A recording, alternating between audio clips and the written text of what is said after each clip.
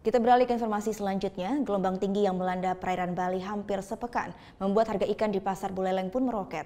Para pedagang berharap cuaca segera normal. Sejumlah pedagang ikan di Pasar Anyar Buleleng, Bali memilih lebih sedikit menjual ikan laut dari hari biasanya. Ini dikarenakan tidak adanya pasokan ikan dari sejumlah nelayan dari Karangasem, Bali. Para pedagang pun hanya menjual ikan laut yang dipasok oleh nelayan lokal Buleleng. Sedikitnya, pasokan ikan laut ini pun imbas dari cuaca buruk yang terjadi di perairan Bali selama sepekan terakhir. Akibatnya, harga ikan yang dijual pedagang ini mengalami kenaikan yang cukup tajam dibandingkan hari biasanya. Para pedagang pun terpaksa menaikkan harga ikan yang dijualnya mencapai Rp35.000 hingga Rp40.000 per kilogramnya. Naik baru 3 hari ini. Karena apa? Karena cuaca belum stabil. Tadi kasih purnama juga.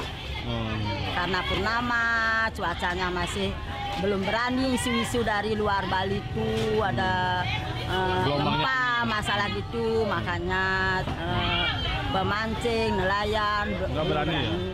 Meskipun meroket, ikan laut ini pun tetap menjadi buruan masyarakat Buleleng. Dibandingkan dengan harga ayam, para konsumen memilih ikan menjadi menu utama masakannya.